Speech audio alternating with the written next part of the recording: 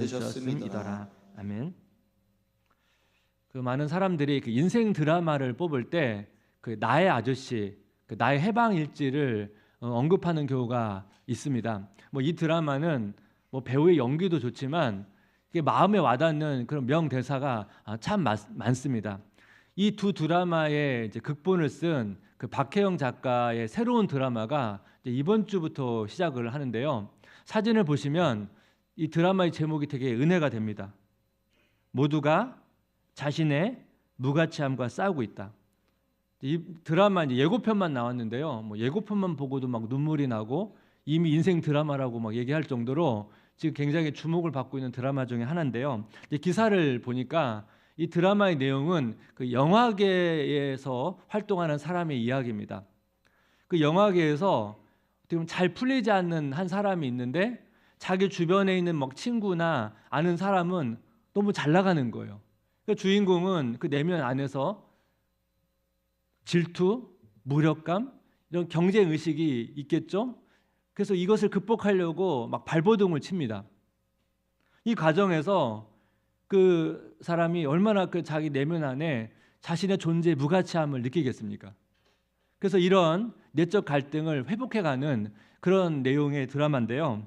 이 드라마 제목처럼 이 시대를 살아가는 모든 사람이 이 무가치함과 싸우고 있습니다. 여러분 한번 지난 한 주를 돌아보십시오. 각자의 삶의 영역에서 뭐 가정에서 집안일이나 또 자녀를 양육할 때나 회사에서나 또 학교에서 공부를 할 때나 우리가 그 나름의 어려움이 있습니다. 어떤 성과에 대한 결과 때문에 또 관계에 대한 그 어려움 때문에 어떤 자신의 그 무가치함을 느낄 때가 있다는 것입니다.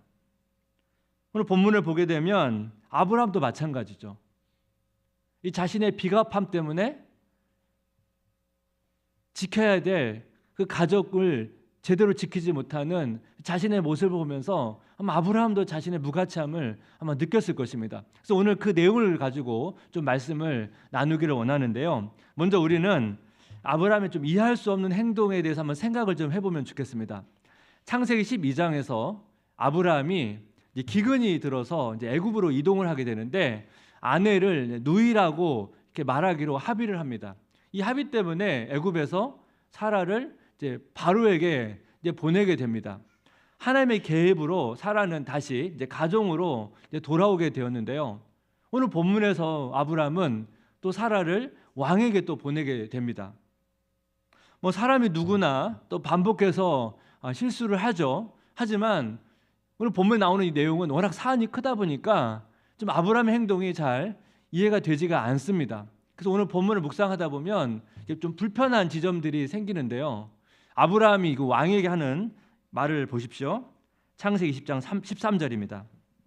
하나님이 나를 내 아버지의 집을 떠나 두루 다니게 하실 때 내가 아내에게 말하기를 이후로 우리의 가는 곳마다 그대는 나를 그대의 오라비라 하라. 이것이 그대가 내게 베풀 은혜라 하였었도라.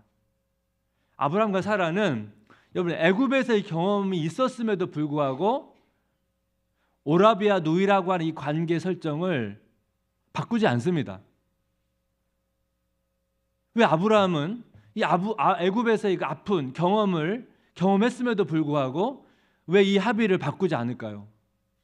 아브라함 안에 있었던 그 고민은 무엇일까요? 이거를 좀 여러분 해결하려면 좀 고대 세계를 좀 이해를 해야 되는데요. 여러분 지금도 마찬가지입니다. 여러분 한 가정이 다른 나라로 이민을 간다는 것도 쉬운 결정이 아닙니다. 하지만 고대 세계는 이 현대 시대보다 훨씬 더 이런 결정이 어렵습니다. 왜냐하면 고대 사회에는 오늘날처럼 이 경찰이나 이런 사법 시스템이 잘 갖추어지지 않았기 때문에 이동하는 것 자체도 위험하고 또 정착할 때 이 보호받기가 쉽지가 않습니다. 우리가 이미 살펴보았던 것처럼 롯이 그 여러분 소돔 사람들로부터 여러분 얼마나 무시를 당합니까? 그래서 아브라함이 이렇게 이동을 한다는 것을 오늘날로 여러분 쉽게 여러분 적용해 본다면 이런 것과 같습니다. 해외 여행을 갈 때 여러분 해외 여행 금지 지역이 있습니다.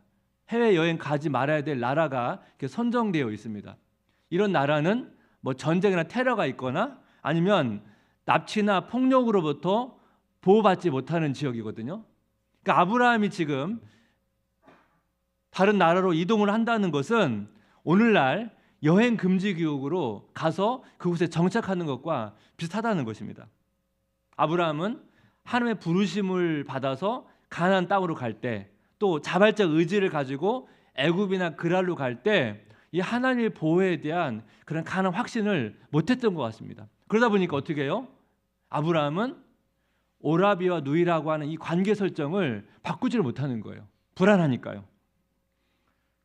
이런 고대 사회의 현실을 우리가 이해한다면 좀 아브라함의 행동이 좀 이해는 되긴 하지만, 그렇다고 여러분 아브라함의 잘못이 없다고 말할 수는 없죠.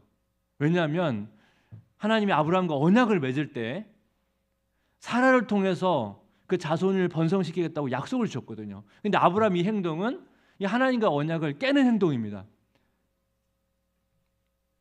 오늘 본문에서 보면 아브라함이 그랄 왕 앞에서 자신의 연약함이 드러나고, 그래서 이 수치와 이 무가치함을 아마 느꼈을 것입니다. 그런데 이 하나님이 이 연약한 아브라함을 대하시는 모습을 보면 되게 놀랍습니다. 하나님은 아브라함에게 은혜를 베푸시고 그랄 왕에게도 은혜를 베푸시거든요. 그래서 오늘 본문은 이 무가치함과 싸우는 우리를 향해서 이 하나님의 은혜가 얼마나 풍성한지를 두 가지로 정리해서 말씀을 나누기를 원합니다. 하나님의 은혜의 특징은 무엇인가? 첫 번째, 하나님은 자격 없는 자에게 풍성한 은혜를 베푸신다는 것입니다. 사라가 이제 아비멜렉에게 갔는데요. 하나님이 그 왕에게 나타나서 그 사라는 아브라함의 아내라고 말씀을 하세요. 이 아비멜렉이 하나님께 아브라함과 사라가 부부인 줄을 몰랐다고 이제 이야기를 하면서 이런 고백을 합니다. 창세기 10장 5절 하반절 보니까 나는 온전한 마음과 깨끗한 손으로 이렇게 하였다고 이제 자신의 결백을 주장을 합니다. 하나님이 인정해 주세요. 네가 온전한 마음으로 한 것을 알고 있다고 인정하면서 그래서 내가 네가 범죄하지 않도록 이렇게 개입한 것이라고 말씀을 합니다. 여러분 이 과정에서 이 아비멜렉과 아브라함이 이제 차이점이 있는데요. 대조적인 차이점이 있습니다. 아비멜렉은 하나님을 두려워합니다. 그래서 이 사실을 종들에게 말했을 때 그 아비멜렉 종들도 두려워하거든요. 그렇다면 여러분 생각해 보십시오. 그럼 아비멜렉은 원래 하나님을 알았던 사람인가? 그렇게 보기는 어렵습니다. 아브라함을 만나기 전에 하나님을 알았다고 보기는 어렵거든요. 그렇다면 이 아비멜렉은 그냥 신에 대한 경외심을 가졌던 사람으로 보이는데요. 이와 대조적으로 아브라함의 반응을 보십시오. 창세기 10장 11절 한번 같이 읽어볼까요? 아브라함이 이르되 이곳에서는 하나님을 두려워함이 없으니 내 아내로 말미암아 사람들이 나를 죽일까 생각하였음이요. 아브라함은 이 그랄 사람들이 하나님을 두려워하지 않기 때문에 자신을 죽일 것이라고 하는 이 사람에 대한 두려움이 있었습니다. 아브라함은 하나님보다 사람을 더 두려워합니다. 아브라함과 여러분 아비멜렉의 차이점이 느껴지시나요? 하나님을 믿는 아브라함은 사람을 두려워하고, 하나님을 잘 모르는 이방 아비멜렉은 하나님을 두려워하고, 오히려 하나님을 믿는 아브라함이 믿지 않는 사람처럼 보이고, 오히려 하나님을 믿지 않는 이방인이 하나님을 믿는 사람처럼 보이는 이런 굉장히 이해하기 어려운 대조적인 모습이 나타난다는 것입니다. 그런데 여러분 이런 상황에서 이 하나님의 반응이 되게 놀라운 게, 하나님은 아브라함에게 은혜를 베푸세요. 그리고 오히려 자신보다 사람을 두려워하는 아브라함을 부끄러워하는 게 아니고 이 왕에게 아브라함을 선지자라고 소개를 합니다. 자신을 대표하는 선지자라고 소개하면서 이 아브라함이 너희 집안을 위해서 기도할 것이라고 그런 말씀을 한다는 거예요. 여러분 이 모습을 보게 되면 하나님이 아브라함을 부르신 것은 어떤 아브라함의 선함과 능력이 아니라는 것을 알 수가 있습니다. 하나님은 은혜로 아브라함을 부르셨고, 오늘 본문에서도 이 연약한 아브라함을 어떻게 해요?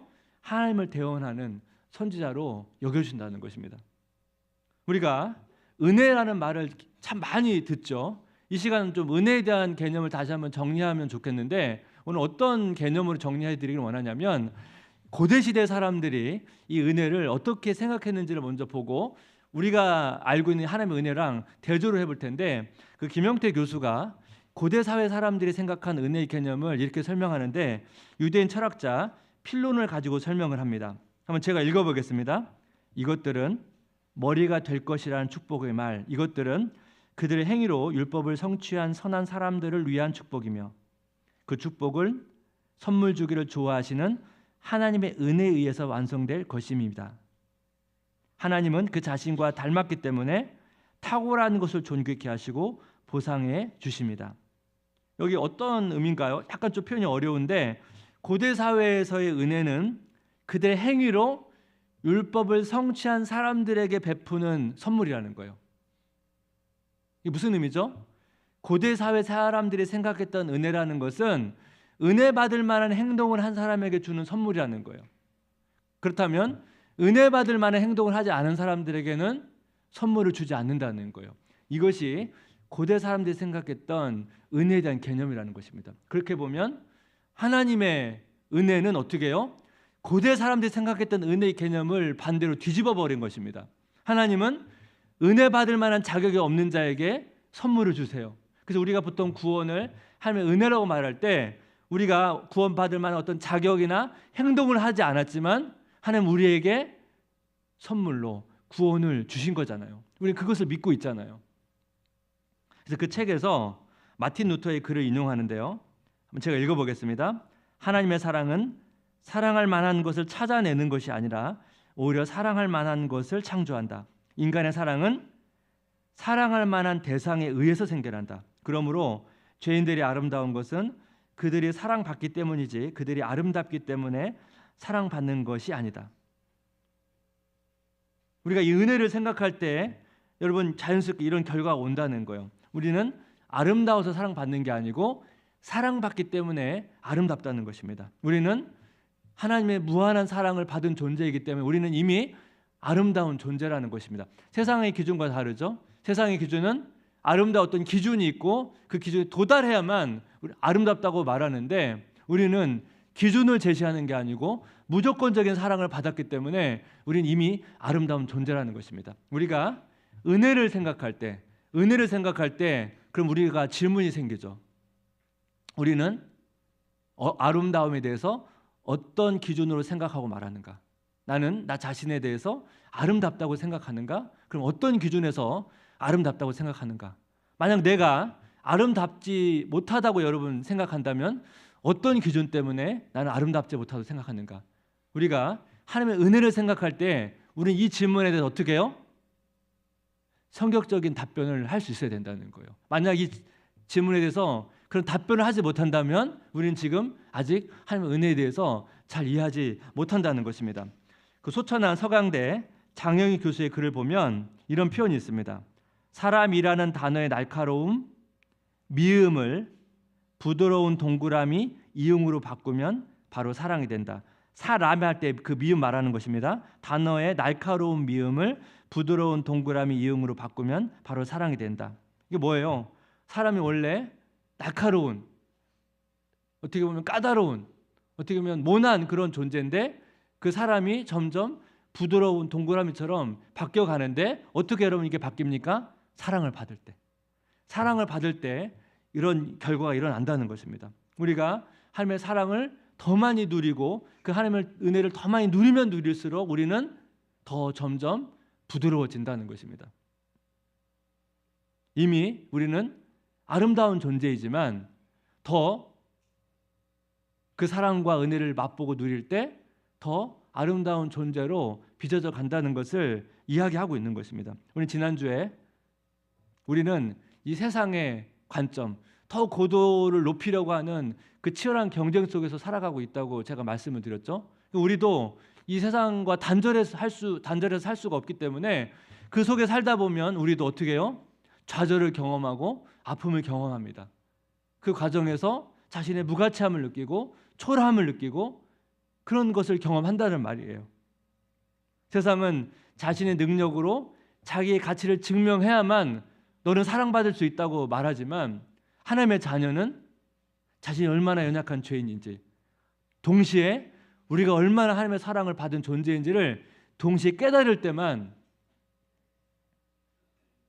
그 하나님의 은혜를 알 수 있습니다. 내가 죄인 것과 사랑받은 자라는 이 사이, 이 간격의 넓이만큼 우리는 은혜를 누릴 수가 있거든요. 그래서 내가 죄인지를 깊이 인식하지 못하거나 내가 얼마나 큰 사랑을 받은 존재인지를 인식하지 못하면 우리가 삶에서 일어나는 수많은 이 부딪힘 속에서 이 자신의 이 무가치함에서 벗어나기가 쉽지 않다는 것입니다. 제 자신을 돌아볼 때 과거에 뭐 학생 때나 직장을 다닐 때나 뭐 지금 목회를 할 때나 한없이 무가치함과 초라함을 느낄 때가 있거든요. 근데 여러분 이곳에 빠지게 되면 늪이에요. 잘 헤어나오기가 쉽지 않아요. 여러분 이거 어떻게 여기서 헤어나올 수가 있습니까? 내 자신을 계속 바라보면 나올 수가 없습니다. 방법은 딱 하나밖에 없어요. 하나님을 더 알기를 힘쓰는 것밖에 없어요. 여러분 하나님을 아는 것 어떻게 보면 굉장히 추상적으로 들릴 수 있죠. 오히려 여러분 다른 구체적인 실천적인 방법을 해도 이 자신의 무가치함에서 벗어나기가 쉽지 않습니다. 근데 이 하나님을 알기를 힘쓰면 되게 추상적으로 들릴지 모르겠지만 이것이야말로 이 자신의 무가치함을 벗어날 수 있습니다. 왜 그렇습니까? 하나님을 알기를 힘쓰면 내가 얼마나 놀라운 은혜를 받은 존재인지, 얼마나 큰 사랑을 받은 존재인지를 너무 풍성히 누리기 때문에 이 자신의 무가치함을 덮고도 남을 만큼의 그 은혜를 맛보기 때문에 그렇습니다.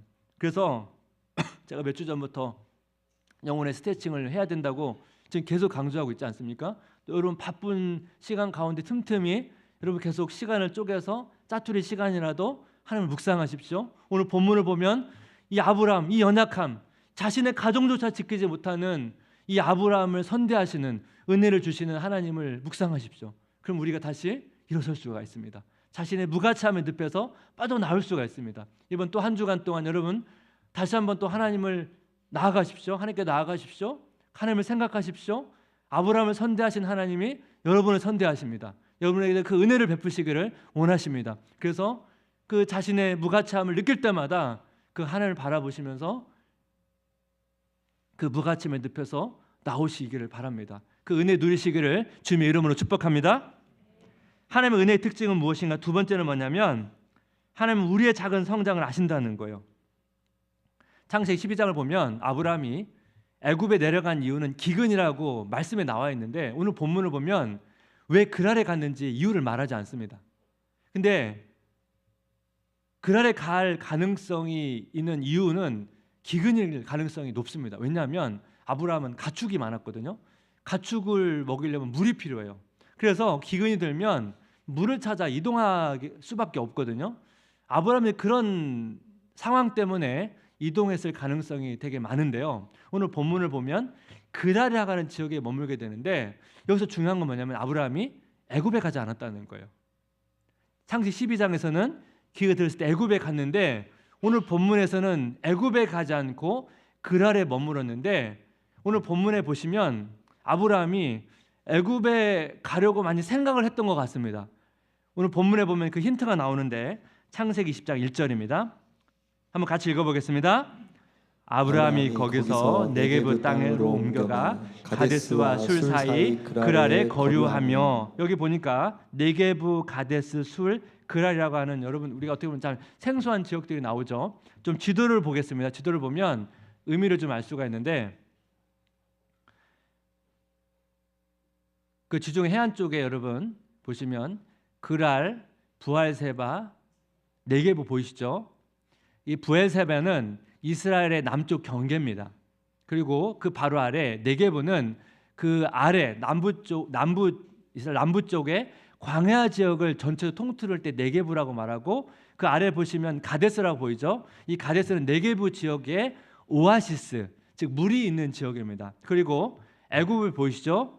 애굽 가는 길의 중간에 술이 있잖아요. 이 가데스와 술은 이집트에서 가나안으로, 가나안에서 애굽으로 갈 때 통과하는 지역들을 언급할 때 이 지역들이 언급이 됩니다.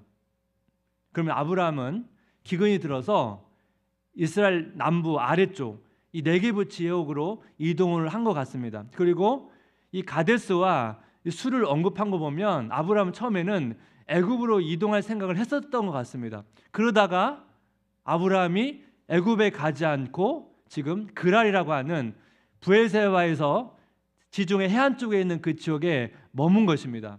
그렇다면 이 지역을 언급했다는 것은 아브라함은 애굽으로 가려다가 멈춘 겁니다. 아브라함은 기근에 대한 두려움이 있었고 이 기근에 대한 두려움 때문에 이동을 선택할 수밖에 없었고 애굽을 가려고 생각을 했지만 애굽에 가지 않고 이전에 애굽에 갔다가 실패를 했잖아요. 그래서 애굽에 가지 않고 이제 그랄에 머물렀다는 거예요. 저는 이것을 아브라함의 아주 작은 성장이라고 표현을 하고 싶습니다. 근데 여러분 본문을 보시면 이런 질문이 나올 수 있습니다. 여러분 애굽에 갔거나 그랄에 갔거나 결과적으로 아브라함이 누이라고 사라를 누이라고 속여가지고 결과적으로 똑같은 결과를 겪지 않았습니까? 맞아요. 아브라함은 또다시 실패를 한 것은 맞습니다. 하지만 저는 이 비슷한 상황에서 아브라함의 이 작은 성장에 초점을 맞추고 싶습니다. 왜냐하면 이 작은 성장은 왜 여러분 중요합니까? 하나님은 완벽한 거룩하신 분입니다. 이 하나님의 완벽한 거룩함 앞에 사실 우리는 완벽한 순종이 불가능합니다. 우리의 집안일, 자녀 양육, 회사, 사역, 우리의 어떤 신앙생활 하나님 앞에 다 불완전해요. 근데 하나님께서는 우리 결과만 보시는 게 아니고 그 과정에서의 작은 성장도 아신다는 거예요. 그래서 오늘 창세기 20장 1절 보면 그냥 그랄에 정착했다고 하면 되지 왜 아브라함이 네게브 땅에 들어갔다가 가데스와 술을 이걸 언급하면서 왜 그랄을 얘기합니까? 이것은 뭐냐면 아브라함이 애굽으로 갔다가 멈춘 그 결단을 하나님이 하셨다는 것을 강조하기 위한 표현입니다. 하나님은 우리의 작은 성장을 인정해 주세요.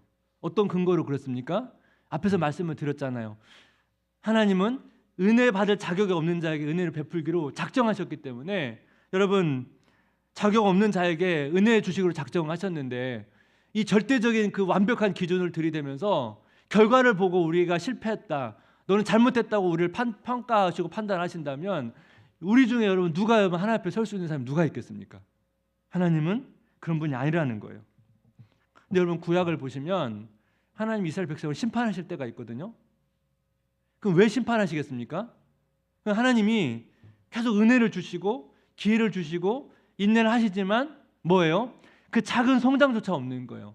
하나님 은혜를 베푸시지만 은혜에 대한 반응조차 없는 거예요. 그럼 하나님께서 어떻게 해요? 참고 참다가 결과적으로 어떻게 해요? 심판을 통해서 이스라엘 백성들을 깨우시는 것입니다. 그 죄에 대한 값을 물으시는 것입니다.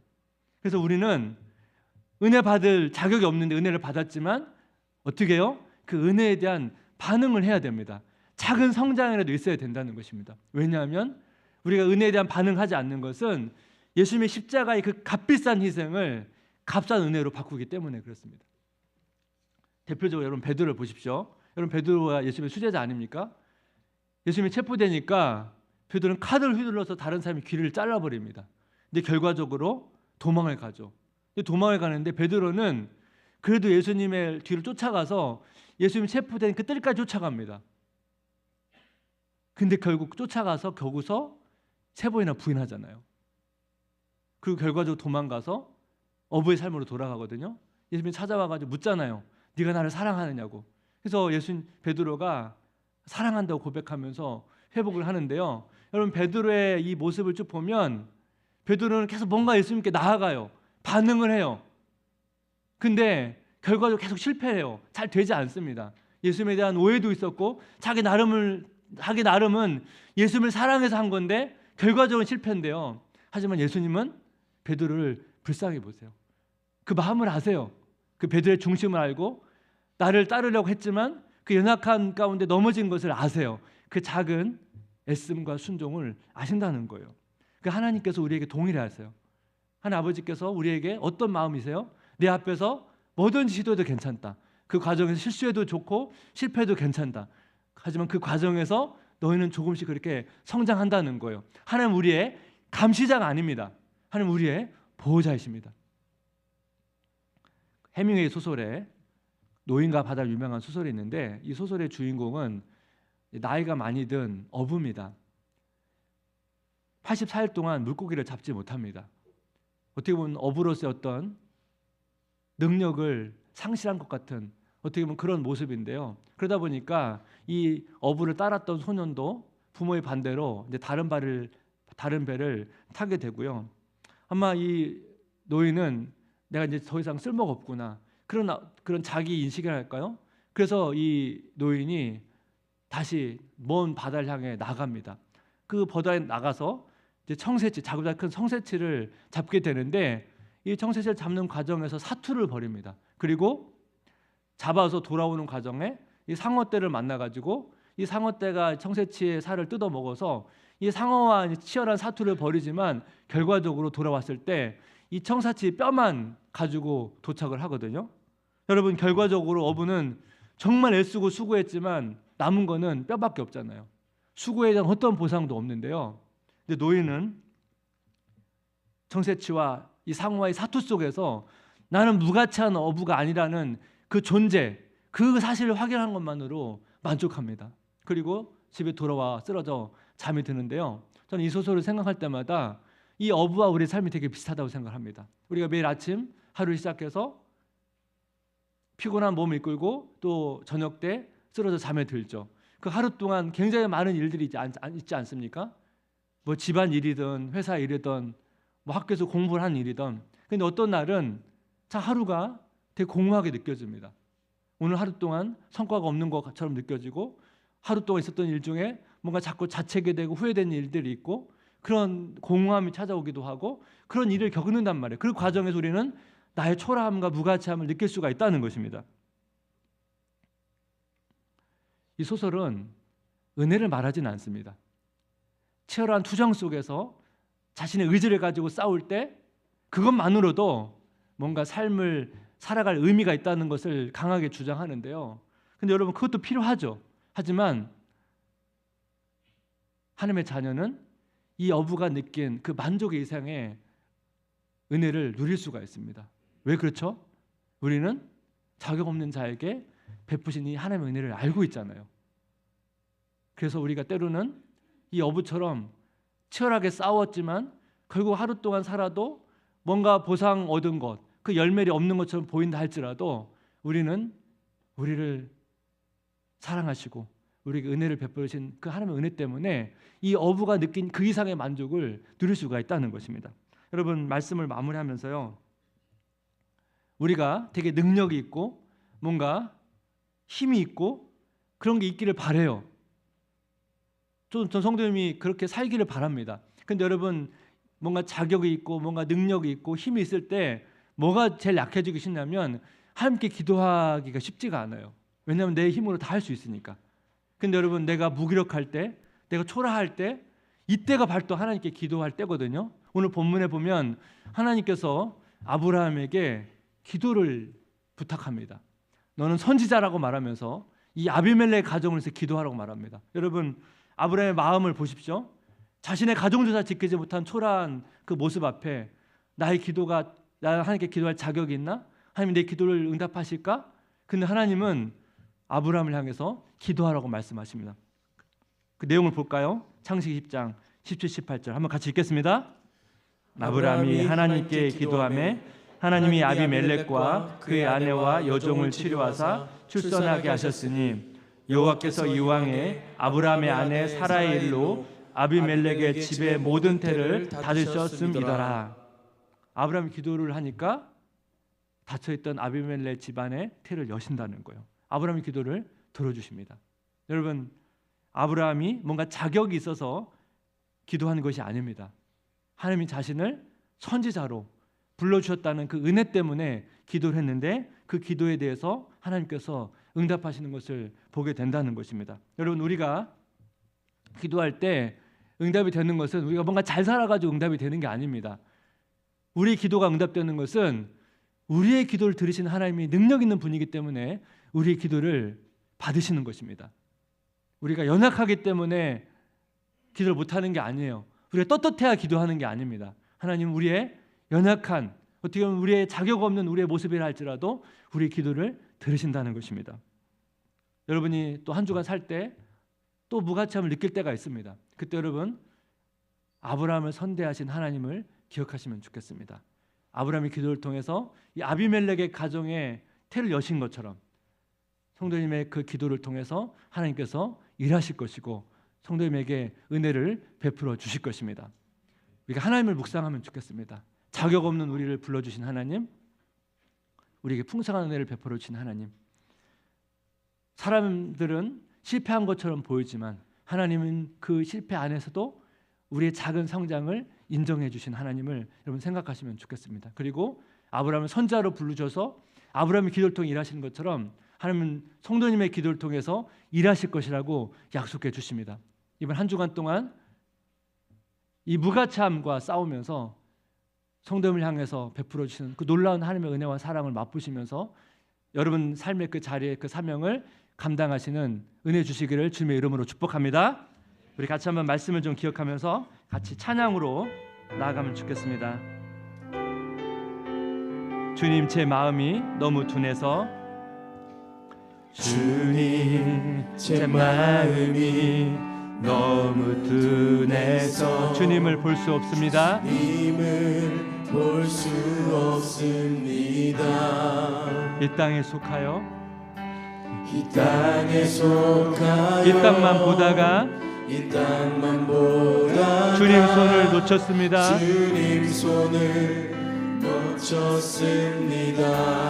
나는 나그네로 왔는데 나는 나그네로 왜 주저앉게 왔는데 되었나? 왜 주저앉게 나는 청지기인데 나는 청지기인데 언제부터 내 삶의 주인이 되어 버렸나? 믿음이 없이는 기쁘시게 못하나니 고된 수고도 고된 수고도 다 헛될 뿐이라 다 헛될 뿐이라 믿음이 없어서 무너진 삶의 모든 자리에 다시 주님을 기다립니다. 나는 나그네로 왔는데 왜 주저앉게 되었나? 나는 청지기인데 언제부터 내 삶의 주인이 되어 버렸나? 믿음이 없이는 기쁘시게 못하나니 고된 수고도 다 헛될 뿐이라 믿음이 없어서 무너진 삶의 모든 자리에 다시 주님을 기다립니다. 다시 주님을 기다립니다. 믿음이 없이는 기쁘시게 못하나니 고된 수고도 다 헛될 뿐이라 믿음이 없어서 무너진 삶의 모든 자리에 다시 주님을 기다립니다. 은혜 아니면 나서지 못하네. 은혜 아니면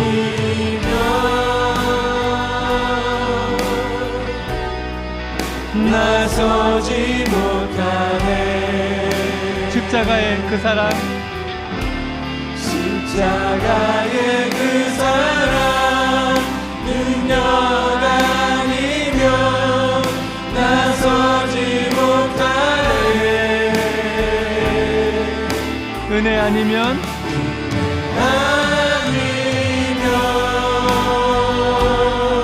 나서지 못하네. 놀라운 사랑 그 은혜 아니면 놀라운 사랑 그 은혜 아니면 나서지 못하네. 다시 한번 고백할까요? 은혜 아니면 나서지 못하네. 은혜 아니면 나서지 못하네. 십자가의 그 사랑 십자가의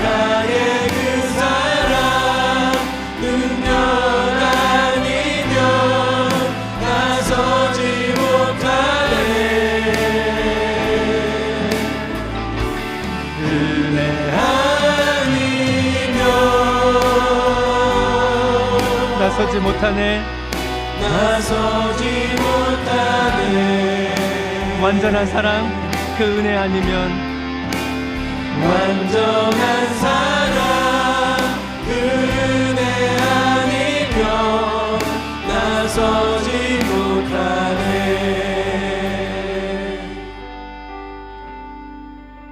이 시간 말씀을 기억하면서 우리 내면을 좀 들여다보면서 우리 같이 기도하면 좋겠습니다. 여러분, 그 일상 가운데 집안일을 할 때나 자녀를 양육할 때나 또 회사에서 일을 할 때나 또 학교에서 학업을 할 때 애를 쓰지만 뭔가 잘 되지 않고 제자리인 것 같고 또 반복된 실수와 실패를 경험하고 한없는 부족함과 그 자신의 무가치함을 느낄 때가 있습니다. 바로 그때가 여러분 하나님을 바라볼 때입니다.